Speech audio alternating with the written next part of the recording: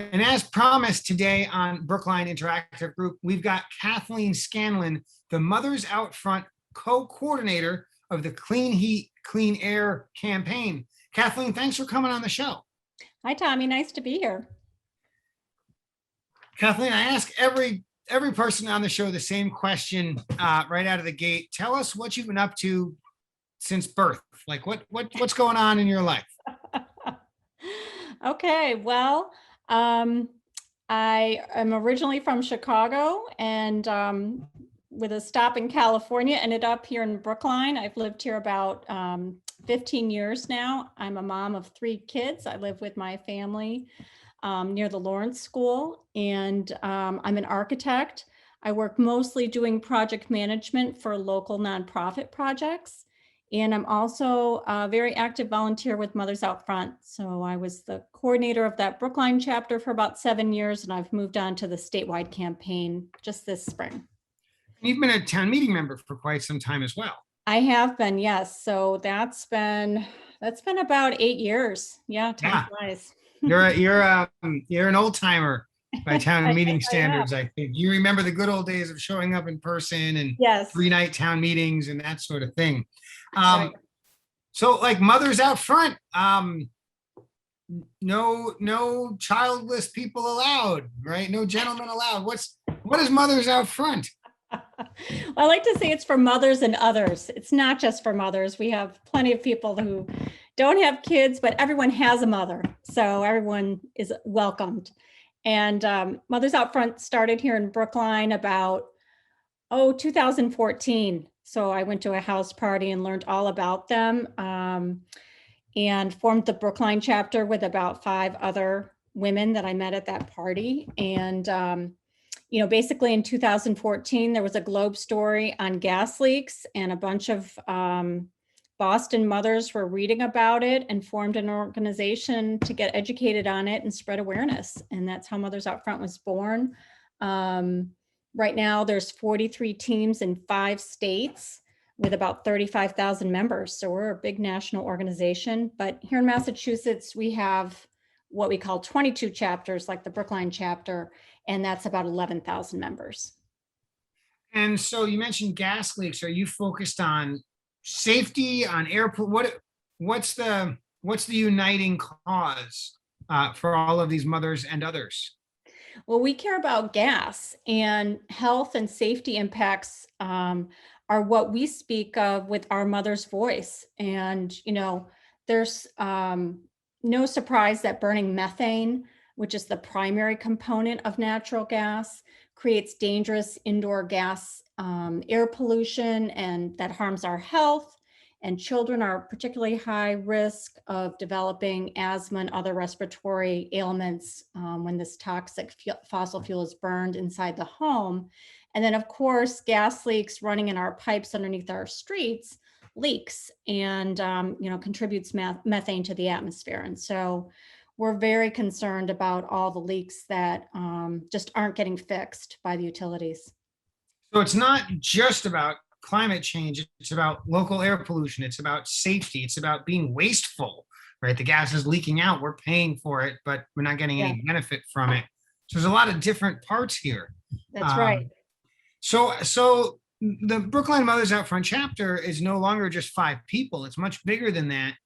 How did your organization do over the last 18 months? How are your members able to either struggle through or thrive in the pandemic conditions?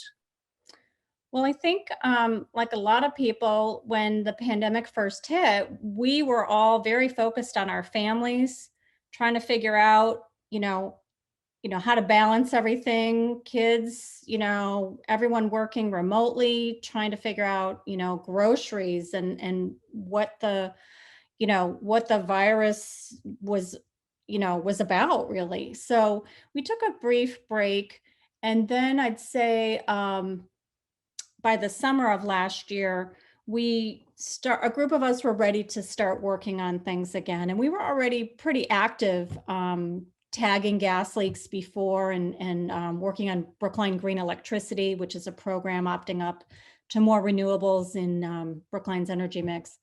And we realized that we had to really organize digitally. So we got very focused on how we could connect online, not only with Zoom, with meetings, but also how we could engage people who were new and curious about Mothers Out Front or starting to work on climate, to engage in issues around Brookline, and how we could work to influence and connect with, decision makers in town and elsewhere, and just raise awareness. And so we focused on social media skills, developed a small group that met weekly through the last year and a half to really learn how Twitter and Facebook and Instagram can be, used to our advantage to get our message out. And, Mothers Out Front, I like to say that, we aren't necessarily the experts, but we're the megaphones. And so there's a lot of work you can do connecting digitally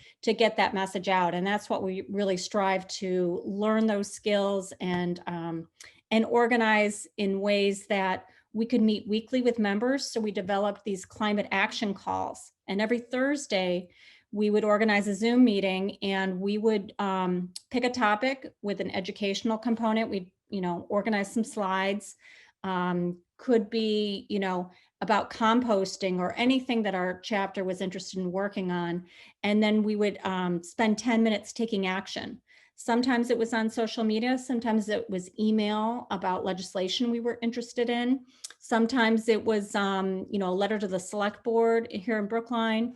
And we would, take action together with, pre-planned actions that people could make a lot of impact in a short amount of time. And we organized it same time every Thursday, 10 o'clock. And we developed quite a bit of people who became interested in taking action. It felt really good. And we attracted, dozens of new members. So it's kind of a little success story. And we're replicating that across the state now with the statewide campaign too. Well, I have no doubt that viewers are already enthusiastic about Mothers Out Front. So we'll ask now, probably ask again a little bit later. How does a mother or other in Brookline connect with Mothers Out Front and become part of the cool moms? Well, we have a website, mothersoutfront.org, which is our whole nationwide, and you can find the teams section and find the Brookline chapter to reach out to us. So folks can go on the web and become a part of it and start working on these issues. I want to know a little bit more though about the Clean Heat, Clean Air campaign. What are we talking about there? What's dirty heat, clean heat? What are you talking about? Well, here in Massachusetts, there are more than, 1 million homes heated with utility gas in Massachusetts. And it's no surprise that methane is, the dangerous, gas that we're trying to get rid of. But given the climate bill that just passed, we need to decrease emissions by 50% by 2030. And that's compared to 1990 levels. And we want to be net zero by 2050. So we're really at a crossroads with, lots of opportunities here in Massachusetts in terms of how we meet these targets, with so many great, things happening. The future of heat bill passed with important provisions around gas. There's pilots that are in place with micro districts, and there's incentives in legislation and a financial mechanism to transition. And we're very concerned about a just transition with labor and with lower income households. And, we're really focused on providing a net zero stretch energy code to be adopted by municipalities. And that's a focus of Brookline's in particular. Yeah, and I've been involved in some of those things as well at the state level. I'm going to take this moment to help folks understand that when we say net zero, while it's true that doesn't mean zero emissions everywhere, there are very few ways to create negative emissions. And so when you hear net zero by 2050, you need to think no more fossil fuel power plants at all. No more gasoline or diesel powered vehicles at all. No more oil or natural gas fired heating systems in your homes or schools or office buildings at all.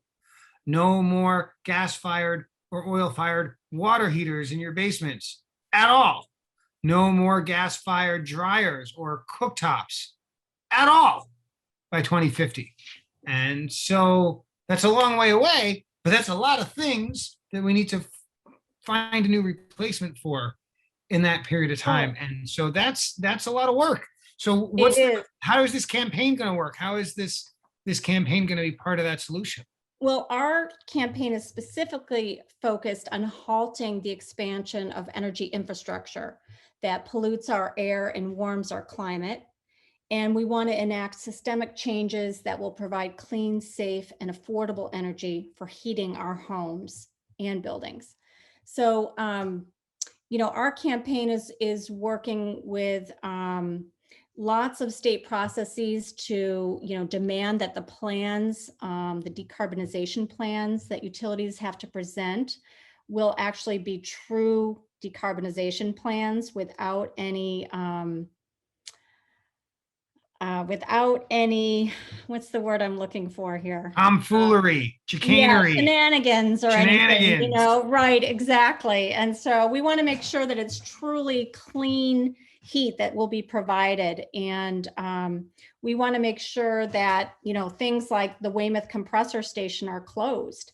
We want to plan for a just transition. And we want to retrofit old buildings for clean heat upgrades. So weatherization is a big part of it.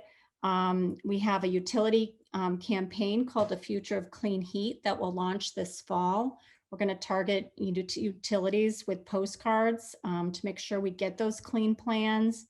We have a large volume leak action toolkit that we're launching to get towns across Massachusetts, our chapters, to launch events that will get residents to care about natural gas and care about moving beyond natural gas with lots of actions. So most folks have in Massachusetts have natural gas or oil heat. Neither of those are clean, right? Despite the clean burning natural gas advertisements, right? That's not actually true. There's all sorts of, in addition to the carbon dioxide emissions, there's sort of these other nasty emissions going on. So we're talking like everybody's going to install a fireplace and heat their home all winter long with wood burn. Like what are examples of clean heating systems? What are we talking about? Well, we're talking about promoting electrification. So we want to make sure that Mass Save has incentives for, solutions like heat pumps and not promoting fossil fuels. So you're not talking about like the 1970s style electric baseboard heating that was really, really expensive to operate, because that's not a future folks are going to embrace. Right, that's right. We're talking about air source heat pumps, ground source heat pumps. We want to see that. We want to see weatherization. We want to see communities have demonstration projects where they're actually, Brookline's, done a lot. And so we're hoping that, other communities can actually have, all electric buildings. And as the price of gas increases in the years to come and the price of electricity goes down, the goal is really to build the most weather tight building and renovate existing buildings and then replace all the systems with electric systems so that, your energy demand is really low and then the costs come down. And that's the way to go, because we'll be greening that grid more and more. That work's already being done. And that's the way that we stop burning fossil fuels. And so we've got these heat pumps on the market, and we have the understanding how to build or renovate tight buildings. But most people are thinking, I don't even know necessarily how my heating system works, but I know that it works. So how do you persuade people who have something that is heating their home, like functioning in that sense? How do you persuade them to remove something that works and pay for something else to replace it?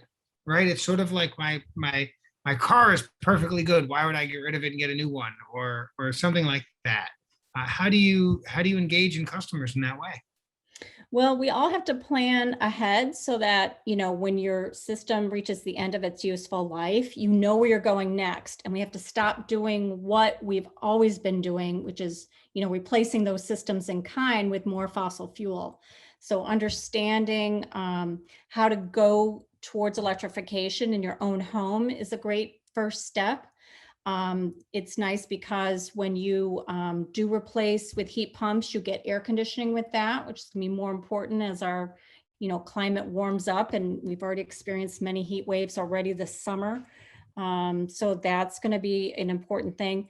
Making sure that, you can take advantage of incentives to get your, house fully insulated and sealed as much as possible. That's also a great first step.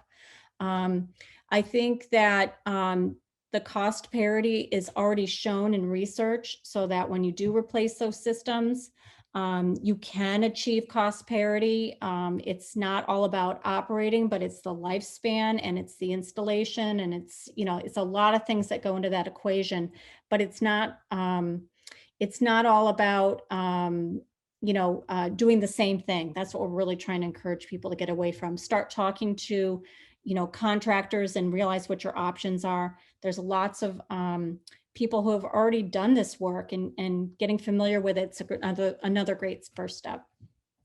And so that's sort of thinking about renovations, which is clearly a really difficult problem. But what about new construction, right? I mean, you're working hard to find old or already installed gas and oil systems and get them out and replace them with heat pumps.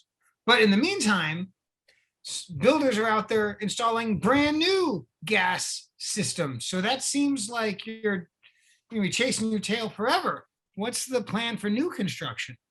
Well, that is actually the low hanging fruit. When it comes to new buildings, it's really a no brainer. That really should be fossil fuel free, all electric systems going in right from the beginning. The hardest part is the renovations and obviously the bulk of the work, because we have so many existing buildings, but brand new buildings should just be going in fossil fuel free. And it's something that Brookline's working very hard on. A group of us here in Brookline we've been working a couple of years now to get a fossil fuel free mandate on new construction and major renovations. And when I say major renovations, that's when it goes all the way down to the studs and you're, replacing all the insulation, all the systems, everything. So it's these really significant renovations. And once you're doing that kind of work, it makes all economic sense to get that work fossil fuel free. The other thing to consider is that you don't want to have stranded assets. We need to be off of fossil fuels and, in the next couple of decades. And why would you want to invest in a gas-fired system when prices are going to be coming down for electric? They're actually going to be flipping with gas. And why would you want to be installing that in your home when it's really going to be something that's going to have to be removed in order to meet climate targets? So yeah, you raise a really important point, and that is that even if the magic of the utility and government made the switch from a fossil fuel system to a electric system in your home cash free, right? Like $0. It's still actually pretty disruptive, right? I mean, at best case, they're just in the basement and, it's not so bad, but you got to schedule it. You've got to, be around. They're going to create some dust. They're going to make some noise. And that's if everything goes well. Maybe it gets sort of worse than that. And so it's not just about the money. It's also about the time and the headaches that come with the work in your home. And so, I think there's something to be said for planning ahead and, your furnace is not going to make it to 2050 if it's in your home today. So figure out when you're going to swap it out and make that happen sort of on your own time, probably in the spring, summer, or fall, not in the middle of winter, right? And so forth. So tell me a little more about, I know there are some limits to what the town can do, because of jurisdictional issues. So what can the town do to help new construction be fossil fuel free in the boundaries of the town? Well, there's lots of technology that is, we already have learned all about it for cold weather. We don't need to like reinvent the wheel or, do any of that. What we want to do is get people to stop doing the same thing, stop putting in those same systems.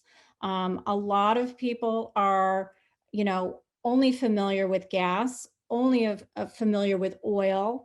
And a lot of times they really think that going from oil to gas is an environmental, upgrade.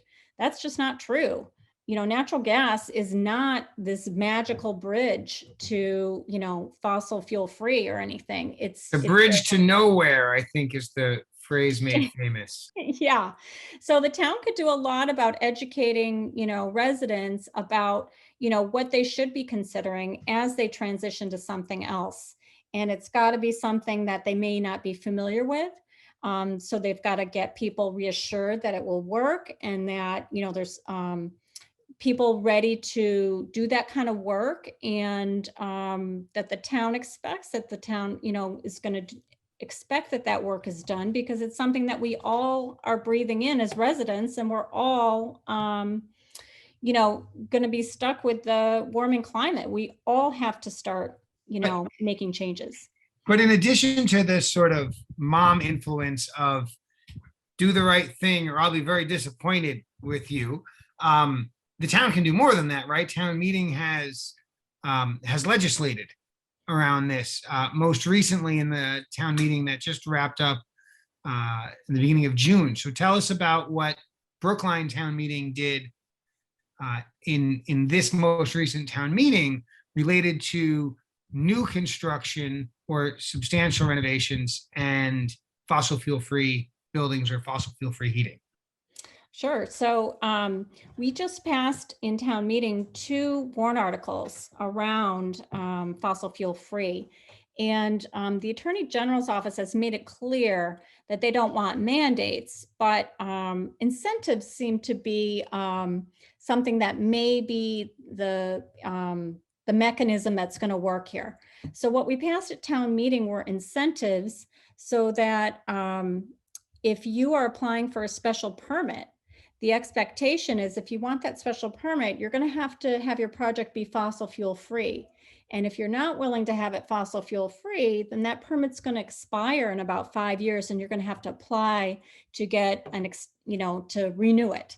And so we're hoping that, people, when we're seeing that process, will, take a serious look at fossil fuel free systems, because the cost parity is there. We've got the technology down. It works in cold weather climates. There's no reason not to be using it. And to be clear for viewers at home, when we say special permits, what we mean is you want to build an addition on your home or build a new structure, and what you want to build is not entirely consistent within the rules of zoning. You want to do something above and beyond what the law permits you to do by right. And so if you want something, you got to provide something. That's kind of the idea. You don't have to, you could build your smaller structure and not need a special permit. And then you can go ahead and like put all the oil fired and gas fired equipment you want in, as long as it's not a fire hazard.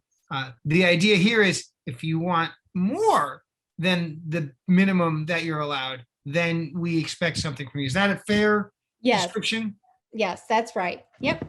So, so it's an incentive. If you want the special permit, you got to do this, to get it. The other thing that was passed at town meeting pertains to overlay districts. And it was specifically the Emerald Island Special District, which is Route 9 and Brookline Avenue, where the Hilton Garden Hotel is. And where Brookline Ice and Coal is. And that's right. Yes. So that little island of 8 properties has a fossil fuel free requirement now to build with a density bonus, if that's something that you're seeking. And it's mostly all undeveloped properties, so it would be pertaining to future development. So if you've got a parcel there and you want to build something more sizable and therefore more profitable, you need to be consistent with our vision for the future. Got it. So that makes a ton of sense to me. And I hope it makes a ton of sense to viewers, because we're out of time to ask follow-up questions. Folks, thank you for tuning in to Brookline Interactive Group. Kathleen Scanlon, the co-coordinator of the Mothers Out Front Clean Heat, Clean Air campaign. Thank you for coming on the show and dropping some motherly knowledge on us. Well, thank you. Thanks for the opportunity to share all this with your viewers. Really appreciate it. We'll see you all next week. Bye-bye now.